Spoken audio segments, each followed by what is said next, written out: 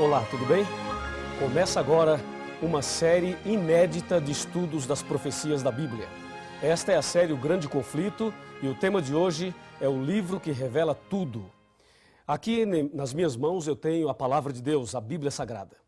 No capítulo 1 do Apocalipse, no versículo 3, lemos: Bem-aventurados aqueles que leem e aqueles que ouvem as palavras da profecia e guardam as coisas nela escritas, pois o tempo está próximo. Meu amigo, vivemos exatamente num tempo em que o grande conflito entre o bem e o mal se intensifica cada vez mais. E a palavra de Deus, a Bíblia Sagrada, é a base, é o livro-chave para nos mostrar exatamente em que posição devemos estar, que posição tomar nesse grande conflito. Por exemplo, para que você seja bem-sucedido e seja vitorioso nessa guerra entre o bem e o mal, é preciso conhecer algumas coisas importantes sobre a Bíblia. A Bíblia Sagrada tem 66 livros, sendo 39 no Velho Testamento e 27 no Novo Testamento. Ela foi escrita por aproximadamente 40 pessoas num período de aproximadamente 1.600 anos. Ela já foi escrita originalmente em 3 línguas, na língua hebraica, na língua grega e na língua aramaica. E este sagrado livro tem como autor o nosso Deus. Ele deixou esse sagrado livro para que nós pudéssemos conhecer a sua vontade e para que pudéssemos também saber a revelação dele para a nossa vida nesse contexto da luta entre o bem e o mal. Me acompanhe agora que eu tenho algo muito importante a te mostrar. Por exemplo, a Bíblia Sagrada está subdividida em 5 pequenas partes. A primeira parte é história. A segunda é poesia, a terceira profecia, a quarta evangelhos e a última cartas. Vamos analisar uma a uma. Por exemplo, história.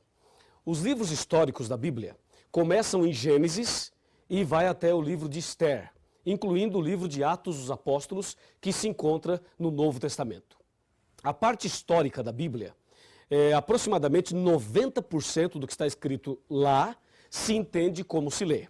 E apenas 10%, mais ou menos, foi escrito numa linguagem simbólica profética. Então, entenda bem, a parte histórica da Bíblia são os livros que registram a história da criação, a história de Adão e Eva, a história da queda, a história de Davi e Golias, de Sansão e Dalila, do povo de Israel, os livros históricos. Esta é a primeira parte da Bíblia. A segunda é poesia. A poesia são livros que foram escritos numa linguagem poética. Por exemplo, eu tenho aqui Jó, Salmos, Provérbios, Cantares, ou seja, Cântico dos Cânticos. E também o livro de Eclesiastes. Esses livros são poéticos. E de todos eles, a poesia mais conhecida se encontra nos Salmos, que é o Salmo 23. Lembra? O Senhor é meu pastor e nada me faltará. São os livros poéticos. Destes, aproximadamente 85% do que está escrito lá se entende também como se lê. E aproximadamente 15% é numa linguagem também simbólica, figurativa. A terceira parte é a parte da profecia, que envolve o livro do Apocalipse e também o livro de Daniel. A parte profética começa em Isaías, vai até Malaquias e, repito, inclui o Apocalipse e também o livro de Daniel. Esses livros proféticos são os livros que apresentam de forma mais clara e de forma bem contundente esse grande conflito entre o bem e o mal. Entendeu? E aqui é bom que você preste muita atenção, eu tenho aqui as informações bem atualizadas sobre tudo isso. Por exemplo, o livro do Apocalipse é o livro mais difícil de se entender. E também o livro de Daniel. Mas existem outros livros proféticos, como acabei de mencionar a você. Esta é a terceira parte da Bíblia. E 95% da profecia não se entende como se lê. Veja, os livros históricos e poéticos, se você ler nesses livros, água é água mesmo.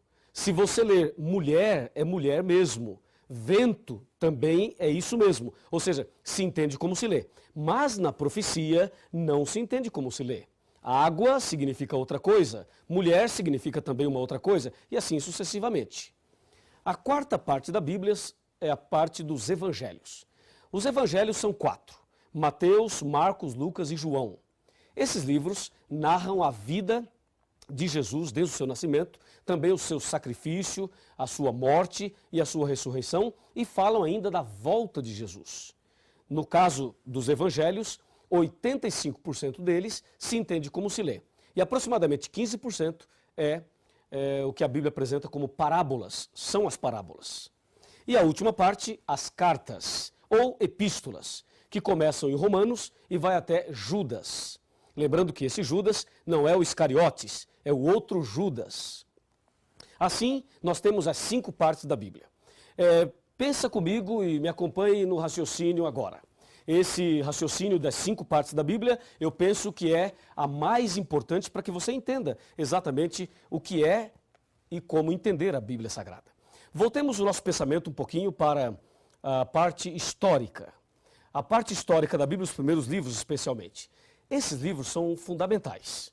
Porque, na verdade, lá no começo, em Gênesis, especialmente, também Êxodo, especialmente esses dois, eles narram para nós o início desse conflito. E se você ligar Gênesis e Êxodo com o Apocalipse, vai perceber que esse conflito entre o bem e o mal começou no céu. Apocalipse 12, versículo 7. Depois, a parte poética vem trazendo mensagens de esperança, de conforto e de segurança. Depois nós temos as profecias, que eu vou falar por último. Vamos agora para os evangelhos, que são 4. O caso dos evangelhos é um caso muito interessante, porque 85% deles se entende como se lê. Pensa comigo o seguinte, Jesus estava andando e encontrou um homem cego, ok? Colocou a mão sobre ele e disse, vê, e o cego viu. Eu pergunto, isto é simbólico ou isto aconteceu de fato? Com certeza, aconteceu de fato. Pense num outro acontecimento. Jesus estava caminhando, encontrou um paralítico e disse a ele, que queres que eu te faça? E o paralítico disse, Senhor, eu quero ficar bom, eu quero andar. E Jesus então diz, levanta-te, toma a tua cama e anda. E o paralítico levantou e andou. Isto é simbólico ou é literal? Com certeza é literal, porque isto aconteceu de fato. Agora pense de outra forma. Jesus disse certa ocasião, eu sou o bom pastor e você é a ovelha. Eu pergunto, você é uma ovelha? Claro que não, você é uma pessoa, tem 2 pernas, 2 pés. Uma ovelha tem 4, não é verdade? Então você não é uma ovelha, mas Jesus disse que você é uma ovelha e disse que ele é o pastor. Aí você tem uma linguagem simbólica, uma linguagem figurativa. Jesus também mencionou e advertiu com respeito ao trigo e o joio. O trigo são as pessoas fiéis e o joio são as pessoas infiéis. Aí você percebe uma outra linguagem simbólica. É claro que você não é trigo e você também não é joio, mas estas palavras revelam a característica ou as características daqueles que são fiéis e daqueles que são infiéis. Assim você percebe que os evangelhos, 85% se entende como se lê e 15% não se entende como se lê. São as parábolas. E as cartas também. As cartas ou as epístolas, 90% se entende como se lê e 10% não. Mas o mais interessante está ligado à profecia.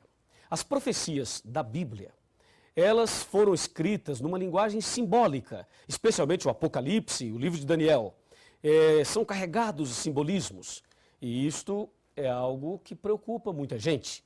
E há muitas pessoas que não gostam de estudar a profecia porque não entendem. Vamos observar algumas coisas da profecia. Abra sua Bíblia aí, eu vou abrir a minha aqui também para dar um exemplo. Vejamos Apocalipse capítulo 7, versículo 1. Aqui diz, abriu a sua Bíblia? Ok? Então vamos ler. Depois disto vi 4 anjos em pé nos 4 cantos da terra, conservando seguros os 4 ventos da terra, para que nenhum vento soprasse sobre a terra, nem sobre o mar, nem sobre árvore alguma. Percebeu alguma coisa diferente? Se você não percebeu, eu vou ajudá-lo. Aqui diz que tem 4 anjos nos 4 cantos da terra, segurando os ventos. Primeiro problema, a terra é quadrada? Ou é retangular para ter 4 cantos? Não, a terra é redonda. Ela não tem 4 cantos. Ora, se não tem 4 cantos, por que o Apocalipse fala que tem 4 anjos nos 4 cantos da terra? Percebeu? A profecia não se entende como se lê. E mais, diz que os 4 anjos estavam segurando os ventos. Será que dá para segurar os ventos? E será que os anjos estão impedindo os ventos de soprarem? Claro que não, porque se isto acontecesse, nós estaríamos mortos. Então, ficou claro que a profecia não se entende como se lê. E aí você deve pensar, pastor, como é que se entende? Calma, nós vamos chegar lá. Esse é apenas o primeiro estudo dessa série. Veja um outro exemplo. Abra sua Bíblia em Apocalipse 12 e confira comigo o que diz o Apocalipse 12. Versículo 1. Viu-se grande sinal no céu, a saber, uma mulher, vestida do sol, com a lua debaixo dos pés e uma coroa de 12 estrelas sobre a cabeça. E aí? Na sua cidade, na sua rua, no seu bairro, você já viu uma mulher assim? Claro que não, não existe. As mulheres são bonitas, não há dúvida nenhuma, mas uma mulher como esta aqui não existe. E se não existe, por que o Apocalipse apresenta uma mulher assim? Percebeu? Mais uma prova de que a profecia não se entende como se lê, até porque uma mulher assim não existe. É ou não é? E se você observar aqui, ó, o capítulo 13, e aqui está o ponto que as pessoas têm medo, ficam assustadas, mas não fique com medo, porque a Bíblia vai nos revelar tudo nesta série do grande conflito. Veja Apocalipse 13, versículo 1. Vi emergir do mar uma besta que tinha 10 chifres e 7 cabeças, e sobre os chifres 10 diademas, e sobre as cabeças nomes de blasfêmia. E aí? Imagine uma besta saindo do mar. Isso é assustador, não é? E algumas pessoas acham que é pecado ir à praia porque a besta vai sair do mar. Que absurdo, é ou não é? Sabe por que as pessoas erram? Sabem por que as pessoas interpretam erradamente a Bíblia e pregam uma coisa que a Bíblia não diz, não ensina? É justamente porque não estudam a Bíblia. E você está de parabéns porque está aqui hoje estudando a Bíblia conosco. Em São Mateus capítulo 22, versículo 29, está escrito assim, ó: errais por não conhecer as Escrituras e nem o poder de Deus. Esse é o problema das pessoas. Não estudam a Bíblia, por isso erram. Mas eu tenho certeza absoluta que a partir de hoje você não errará mais, porque nós vamos conhecer a verdade da Bíblia. A Bíblia nos revelará tudo que você precisa saber para vencer nesse grande conflito, para ser vitorioso nessa guerra entre o bem e o mal. Aliás, eu quero dizer a você o seguinte: Jesus esteve nesse mundo. Jesus veio a esse planeta há mais ou menos 2000 anos atrás. E Jesus morreu na cruz. E quando ele morreu na cruz, ele estava pagando o preço do pecado e ali na cruz ele estava conquistando a humanidade e vencendo essa luta entre o bem e o mal. Ou seja, nesse grande conflito, Jesus já é vitorioso. E uma grande notícia para você: se você tem Jesus no coração, se você anda com Jesus, então você também é mais do que vitorioso. Não é maravilhoso saber disso? Por isso é importante o estudo da Bíblia. E agora, pense comigo na frase final. Me acompanha aqui. Aqui tem uma frase final para você. Por favor, chegue mais perto. Vamos conversar. Pode chegar mais perto, um pouquinho mais. Um pouquinho mais. Olhe bem dentro dos meus olhos. Está olhando? É o seguinte: eu não te conheço. Não sei o seu nome, não sei quem você é, não sei onde você mora. Mas eu sei que você deve ter suas lutas, seus problemas, suas dificuldades. Deus conhece você e Deus também me conhece. E eu não sei exatamente por que você está aqui hoje estudando a Bíblia. Mas uma coisa eu te digo em nome de Jesus. Em João 8,32 está escrito aqui na palavra de Deus o seguinte: e conhecereis a verdade, e a verdade vos libertará. Se você conhecer a verdade a partir de agora, se você fizer essa série completa, você vai conhecer toda a verdade. E Deus vai libertar você. Vai transformar sua vida. Vai fazer de você a pessoa mais feliz do mundo. E nesse grande conflito, você será vitorioso. Você será vitoriosa. Presta atenção, minha amiga. Presta atenção, meu amigo. Eu vou orar por você. E Deus te dará a vitória nesse dia e nessa série de estudos bíblicos. Você não quer aceitar fazer o curso completo e não quer ter Jesus no coração e você não deseja ser vitorioso também nessa guerra entre o bem e o mal? Que pergunta que eu estou fazendo. É claro que você deseja, é claro que você quer. E se você assim deseja, se você quer isto, então feche os seus olhos e vamos falar com Deus. Querido Pai Celestial, muito obrigado por esse primeiro estudo da Tua Palavra. Ela é lâmpada para os nossos pés e luz para os nossos caminhos. Ela revela Jesus, aquele que já venceu na cruz em nosso lugar. Ajuda-nos agora a conhecer melhor a Tua Palavra e a andar nos Teus caminhos. Abençoe essa pessoa que está orando comigo nesse instante e envia o Espírito Santo para fazer o milagre na vida desta pessoa que tanto necessita. Em nome de Jesus. Amém. A sua entrega é total. Você não pôde mais adiar. Jesus chegou ao seu coração, chamou por seu nome, você atendeu. Algumas lágrimas vêm e vão lavando qualquer temor. O Santo Espírito está aqui, lhe abraça e lhe diz o quanto esperou. Sua vida vai desabrochar, vai sorrir, vai cantar, começando aqui e por todo sempre. O amor de Deus vai lhe acompanhar.